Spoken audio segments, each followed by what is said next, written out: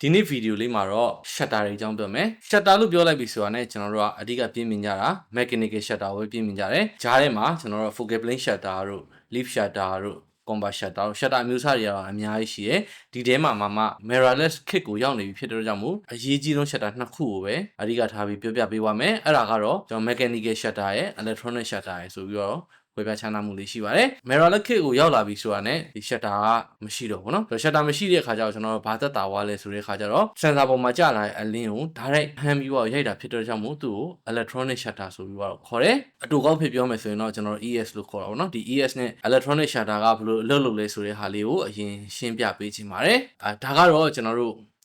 ့ကင်မရာရဲ့sensor လို့ပဲသဘောထားမှာပေါ့နော်ဒီအကွက်လေးတွေကကျွန်တော်တို့က pixel ကိုကူစားပြီးတော့ပေါ့နော်ဓာတ်ပုံတစ်ပုံရိုက်လိုက်ပြီဆိုတဲ့အချိန်ကြလို့ရှိရင် shutter တကယ်ရွက်ပေါ့နော်ပုံမှန်ရိုး shutter ဆိုလို့ရှိရင်တော့မှအောက်ဆုံး line လေးတစ် line ကိုအရင်စဖတ်တယ်ပြီးရင်တစ် line တက်တယ်တစ် line တက်တယ်တစ် line တက်တယ်ဆိုတော့ဒီဟာကအခုကျွန်တော်ပြသလိုမျိုး shutter တကားတစ်ခုတည်းနဲ့လှုပ်တာမဟုတ်ကျွန်တော်နှစ်ခုလှုပ်တာပေါ့နော်ကြားထဲမှာတစ် line စာလောက်လေးကိုဖွင့်ထားပြီးတော့ကျွန်တော်တို့ဒီ line ကိုကျွန်တော်တို့ read out လုပ်တယ်ပြီးသွားပြီဆိုရင်နောက်တစ် line ကိုတက်တယ်နောက်တစ် line ကိုတက်တယ် electronic shutter ပဲဖြစ်ဖြစ် mechanical shutter ပဲဖြစ်ဖြစ်ကျွန်တော်တို့ high speed ရိုက်ပြီဆိုတဲ့အချိန်ကြလို့ရှိရင် pixel တွေကိုဖတ်တဲ့အချိန်မှာတစ် line တစ် line ဖတ်တာဖြစ်တဲ့အတွက်ကြောင့်မလို့ high speed sync function မအောင်မရိုက်လို့ရှိရင်ကျွန်တော်တို့ကဒီပုံကshutter ကတချမ်းတဝက်ကြီးကမဲနေတဲ့ဟာမျိုးလေးတွေဖြစ်နိုင်တယ် mechanical shutter မှာဖြစ်လေဖြစ်တာရှိရပါတော့ဒါကတော့ high speed ကိုကင်မရာက compatible high speed ဖြစ်တဲ့ trigger တွေ flash တွေရတယ် high speed sync ကို compatible ဖြစ်တဲ့အတူတူတွဲသုံးလို့ရတယ်ဆိုလို့ရှိရင်တော့ဒီပြဿနာမရှိတော့ဘူးအကျဉ်းအားဖြင့်ကတော့ဒီအတုံးလေးတွေက pixel ပေါ့ဒီ pixel ကိုသူက line by line ဖတ်ပြီးတော့ data တွေအကုန်လုံးကို process လုပ်တာပေါ့အဲ့ဒီအတွက်ကြောင့်မို့ကျွန်တော်တို့က electronic shutter မှာဆိုရင်ဘာပြဿနာရှိလဲဆိုတော့ high speed အမြန်နဲ့ရိုက်ပြီဆိုရင်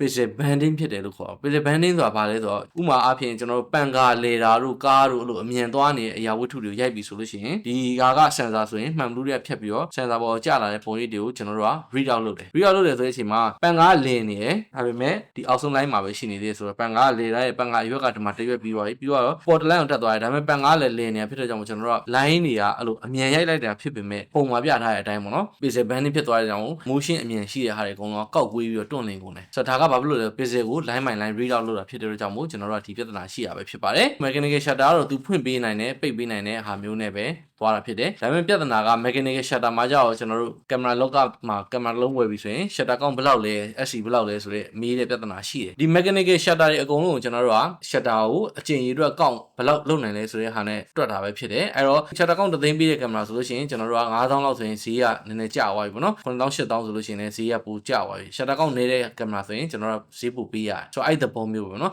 ်ဆိုတော့ကင်မရာတစ်လုံးကအသစ်ဝယ်ပြီဆိုလို့ရှိရင်တော့ကျွန်တော်တို့0 shutter ကောင်းနဲ့လာတယ် electronic shutter နဲ့ကျွန်တော်တို့ရိုက်မယ်ဆိုလို့ရှိရင်ကျွန်တော်တို့ shutter ကောင်းကတက်လေးတက်ထားမရှိဘူး sensor ကနေပြီးတော့ပုံကျလာတဲ့ပုံရိပ်ကိုတစ်ခါလေး read out လုပ်ပြီးတော့ဖမ်းလာပဲဖြစ်တယ်ဒါက electronic shutter ဆိုတော့ electronic shutter ရဲ့အားသာချက်ကကြောက်ဘာလဲဆိုတော့ကျွန်တော်တို့ကအခုလိုမျိုး LED မီးနဲ့ရိုက်တယ်တဘာဝနေလင်းရောင်မျိုးနဲ့ရိုက်မယ်မျက်စိနဲ့မြင်နေရတဲ့အလင်းပေါ့နော်တောက်လျှောက်မြင်နေရတဲ့အလင်းတွေအကုန်လုံးကျွန်တော်တို့ကဘယ်လိုခေါ်လဲဆိုတော့ ambient light artificial light လို့ခေါ်တယ်ပတ်ဝန်းကျင်မှာရှိသမျှမြင်သမျှအလင်းရောင်နဲ့ရိုက်သမျှဟာလုံးအကုန်လုံးကိုကျွန်တော်တို့က electronic shutter နဲ့ရိုက်မယ်ဆိုလို့ရှိရင်ပို့ပြီးတော့အားသာတယ် electronic shutter ကိုသုံးပြီးရိုက်မယ်ဆိုရင် high speed ကကျွန်တော်တို့ကတောင်းနဲ့ချီပြီးတော့ရတယ်ပုံမှန်ရိုးကင်မရာတွေမှာဆိုလို့ရှိရင် pro level ကင်မရာမဟုတ်တဲ့ကင်မရာတွေဆိုရင် shutter speed က4000လောက်ထိပဲရတယ် semi pro လောက်ဖြစ်သွားပြီဆိုရင်ကျွန်တော်တို့ shutter speed 8000ဖြစ်သွားပြီဒါက mechanical shutter တွေရဲ့အများဆုံးလုံနိုင်တဲ့ စွမ်းဆောင်ချက်ပေါ့နော် shutter speed ကို8000နဲ့ကျော်ပြီးတော့ရိုက်မယ်ဆိုရင်ကျွန်တော်အဆင်မပြေဘူးဆိုတော့အဲ့လိုပြဿနာလေးတွေရှိတယ် mechanical shutter ကိုသုံးပြီဆိုလို့ရှိရင် shutter speed 8000နဲ့ပဲရိုက်လို့ရမယ်အဲ့ထက်ဒီကျော်ပြီးတော့ကျော်လွန်ပြီးတော့သုံးမယ်ဆိုရင်သုံးလို့မရတော့ဒါက mechanical shutter ရဲ့အားနည်းချက်ပြီးတော့ mechanical shutter မှာခုနပြောတဲ့ shutter ကောင်းကလည်းကျွန်တော်တို့တပုံရိုက်လိုက်တိုင်းမှာတက်သွားမှာဖြစ်တယ်ဆိုတော့ electronic နဲ့ရိုက်ပြီဆိုလို့ရှိရင် sensor ရဲ့အလင်းဖတ်နိုင်တဲ့ဟာရဲ့ camera ရဲ့ processor ပုံမူတည်ပြီးတော့ကျွန်တော်တို့ပုံက frame per second တွေကလည်းအများကြီးရိုက်လို့ရတယ်ပေါ့နော်ဆိုတော့ mechanical shutter ကြောင့်ကျွန်တော်တို့ကကြောက်ဆိုတဲ့ခါကျတော့ဒီ spring ကမောင်းအောင်ယုံပြီးသွားတာဖြစ်တဲ့ကြောင့်မို့သူ့မှာက10 frame per second ဆိုရင်10 frame ပဲရိုက်လို့ရတယ်ပေါ့နော်ဆိုတော့ electronic ကြတော့သူ့ရဲ့ processor ကွန်ပျူတာရဲ့သဘောတရားလိုပဲဒါကပုံရိပ်အတွက်ကဒီပုံမှာ shutter ကအဲ့လိုရွေးရှားမှုမရှိတာဖြစ်တဲ့ကြောင့်မို့ကျွန်တော်တို့ကပုံရိပ်အတွက်လေးရများများလေးရသွားတယ်နောက်တစ်ခုအားသာတာကတော့ electronic shutter ကိုသုံးပြီဆိုလို့ရှိရင်မှန်လည်းမရှိတော့ shutter လည်းမရှိတော့မှန်ရင် shutter မရှိတော့တာဖြစ်တဲ့ကြောင့်မို့ internal vibration မရှိတော့လွယ်လေးပါပဲစဉ်းစားကြည့်လိုက်မယ်ဆိုရင်ကျွန်တော်တို့ကအမြဲတမ်းက shutter တကားအဖွင့်ပိတ်လုပ်နေပြီဆိုရင်လို့ရှိရင်ကျွန်တော်အဖွင့်ပိတ်လုပ်လိုက်တဲ့အချိန်မှာရှိတယ်မပြောပလောက်တဲ့ tiny movement လို့ခေါ်တာပေါ့နော်ဒီ tiny movement တွေက shutter ရိုက်လိုက်တိုင်းမှာကျွန်တော်တို့ကဒီ camera sensor ကိုထိခိုက်မှုတက်ရောက်မှုရှိတယ်ဆိုတော့ဒါတွေကတော့ကျွန်တော်တို့ရိုးပုံအသေးမှရိုက်နေမယ်ဆိုရင်တော့မသိတာဘူး enlargement လုပ်မယ် commercial ရိုက်ပြီဆိုတဲ့အချိန်မျိုးကြလို့ရှိရင်ဒီတည်တည်မွှားမွှားလှုပ်တဲ့အလုပ်လေးတွေကကျွန်တော်တို့ကပုံရိပ်ကိုဝါးစေတယ်ထိခိုက်စေတယ်ဆိုတော့ဒီလိုပြဿနာလေးတွေရှိနိုင်တယ်အဲဒီတော့ကြောင့်မို့ကျွန်တော်တို့ electronic shutter ကိုသုံးရမယ်ဆိုရင် vibration free ဖြစ်မယ်ပြီးတဲ့အခါကျတော့ frame per second လေးပိုရမယ် shutter speed ကိုအမြန်ရိုက်လို့ရမယ်သူ့ရဲ့အားနည်းချက်ကိုပြောရမယ်ဆိုလို့ရှိရင်တော့ကျွန်တော်တို့ electronic shutter ဖြစ်တဲ့ကြောင့်မလို့ background တွေက bokeh တွေက Aperture 1.4 ဖွင့်ရိုက်မယ်ဆိုရင်တောင်မှ background ရဲ့ဒီ depth of field blur ကအဲ့လောက်မ blur တော့ဆိုတော့ဒါကတော့ electronic shutter ရဲ့အားနည်းချက်နဲ့အားသာချက်ပဲဖြစ်တယ်ဆိုတော့ mechanical shutter ရဲ့အားနည်းချက်အားသာချက်ကိုပြောမယ်ဆိုလို့ရှိရင် mechanical shutter မှာကြောက်ခုနပြောထားတဲ့ shutter count တက်တယ်ပြီးတဲ့အခါကျတော့ vibration ရှိတယ်shutter speed က limitation ရှိရယ်ကျွန်တော်ပြောဖို့ကြံသွားတာက electronic shutter မှာကျွန်တော် flash နဲ့သုံးလို့မရပါဘူး flash က synchronize မဖြစ်ဘူးเนาะကျွန်တော် flash ကမီးနဲ့ရိုက်လို့မရဘူးဒါက electronic shutter အားနည်းချက်ဆိုတော့မင်္ဂလာဆောင်မှာပဲဖြစ်ဖြစ် documentary photography ရိုက်လို့ကျွန်တော်ကတဘာဝလင်းအောင်နဲ့ရိုက်မယ်ဆိုလို့ရှိရင်တော့ without ရိုက်မယ်ပေါ့နော် natural light နဲ့ရိုက်မယ်ဒါမှမဟုတ်လို့ရှိရင် artificial light နဲ့ရိုက်မယ် LED မီးပန်းထိုးပြီးရိုက်မယ်ဆိုလို့ရှိရင်တော့ကျွန်တော်တို့ကအဆင်ပြေတယ်အဲ့လိုမှမဟုတ်ဘဲနဲ့ကျွန်တော်တို့က flash နဲ့ရိုက်မယ်ဆိုလို့ရှိရင်တော့အဆင်မပြေတော့ mechanical shutter လိုမျိုး flash နဲ့ဆင့်ဖြစ်ပြီးတော့အလုပ်လုပ်တာမဟုတ်တဲ့တော့ကြောင့်ဒီလိုပြဿနာလေးရှိတဲ့တော့ကြောင့်ကျွန်တော်တို့က mechanical shutter ကိုကျွန်တော်တို့သုံးပြီဆိုလို့ရှိရင် high speed ဆင့်ရတဲ့ trigger တွေဖြစ်ဖို့လိုတယ် 5 speed ဆင့်ရတဲ့ flash တွေဖြစ်ဖို့အရေးကြီးတယ်ဆိုတော့ mechanical shutter တစ်ခုတည်းသာလင်ကျွန်တော်တို့ကဒီ flash ကို synchronization ကိုပို့ပြီးတော့ကောင်းကောင်းလေးလုပ်နိုင်မှာပဲဖြစ်တယ်နောက်ပိုင်းကင်မရာပေါ့နော်အထူးသဖြင့်တော့ Fuji မှာဆိုလို့ရှိရင်ဒီ shutter အမျိုးအစားကိုပဲကျွန်တော်4 5 6မျိုးထည့်ပေးထားတာတွေ့တယ် electronic shutter နဲ့ mechanical shutter ကိုမှကျွန်တော်တို့ကဒီ first curtain တို့ second curtain တို့အဲ့လို function လေးပါတယ်ဗျာသူတစ်ခုနဲ့တစ်ခုအားနည်းချက်အားသာချက်လေးတွေကတော့အဲ့လိုမတူတော့မတူ shutter ကို2မျိုးတည်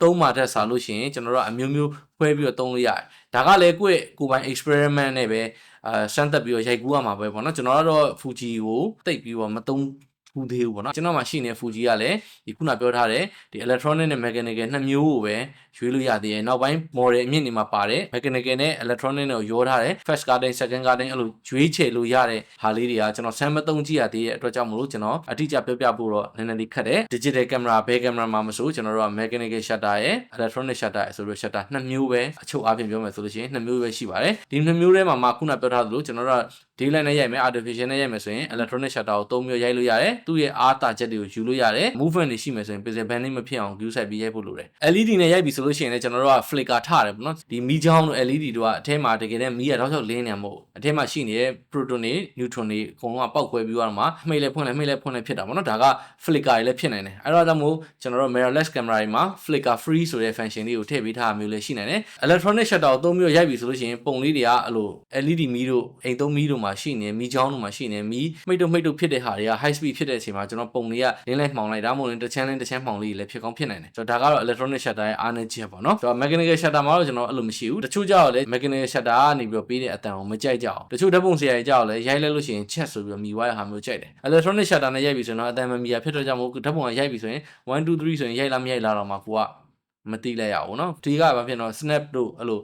ပတ်ဝန်းကျင်မှာလို့အတန်အနေနဲ့အနှောက်အယှက်မဖြစ်ချင်ဘူးအဲ့လိုကင်မရာ shutter တန်ကြောင့်မို့အနှောက်စိတ်အနှောက်အယှက်ဖြစ်ရမယ်ဆိုတဲ့အချိန်မျိုးပေါ့เนาะအဲ့လိုအချိန်မျိုးတွေရှိမယ်ဆိုလို့ရှိရင်တော့ကျွန်တော်တို့က electronic shutter ကိုသုံးပြီးတော့ရိုက်လို့ရချို့ကလည်း mechanical shutter ပဲကြိုက်တယ်ရိုက်တဲ့နေရာကြောင်းဆိုမြည်တဲ့အားမျိုးအဲ့လိုကင်မရာ shutter တန်ကိုကြိုက်လို့ကင်မရာကိုရွေးဝယ်တဲ့လူတွေလည်းရှိဘူးတယ်ပေါ့เนาะအရင် DSLR တွေတုန်းကကင်မရာ model တစ်ခုနဲ့တစ်ခုပြောင်းသွားပြီဆိုရင်သူ့ရဲ့ shutter mechanism ပေါ်မူတည်ပြီးတော့ shutter ရဲ့အတန်လေးပြောင်းသွားတယ်ကင်မရာ shutter အတန်ကိုကြိုက်လို့ကိုဝယ်တာမျိုးလေးရှိတယ်ဒီ electronic shutter ကိုမှကျွန်တော်တို့ထပ်ပြီးတော့အဆင့်မြင့်သွားပြီဆိုတဲ့အချိန်ကြလို့ရှိရင်နောက်ထပ်ဘာ shutter တွေထပ်ပေါ်လာသေးတယ်ဆိုတော့ကျွန်တော် global shutter ပေါ့ဆိုတော့ global shutter ဆိုတာကတော့ကျွန်တော်ခုနပြောထားသလိုဒီ pixel တွေအကုန်လုံးကို line by line ဖတ်တာမျိုးမဟုတ်တော့ဘူး global shutter ရတဲ့ကင်မရာတွေကဈေးကြီးရပါတော့ဘာလို့ဈေးကြီးလဲဆိုတော့ဒီ sensor တစ်ပြင်လုံးမှာရှိနေတဲ့ဟာကိုကျွန်တော်တို့ကတစ်ပြိုင်နက်တည်းနဲ့ရှိသမျှ pixel အကုန်လုံးကိုတစ်ချက်တည်းဖတ်လိုက်တာဖြစ်တော့ကြောင့်မို့ခုနပြောတဲ့ pixel banding တွေပိုင်းညာတွေနည်းနည်းလေးပို့ပြီးတော့တက်တာွားတယ် global shutter သုံးလို့ရတဲ့ကင်မရာတွေက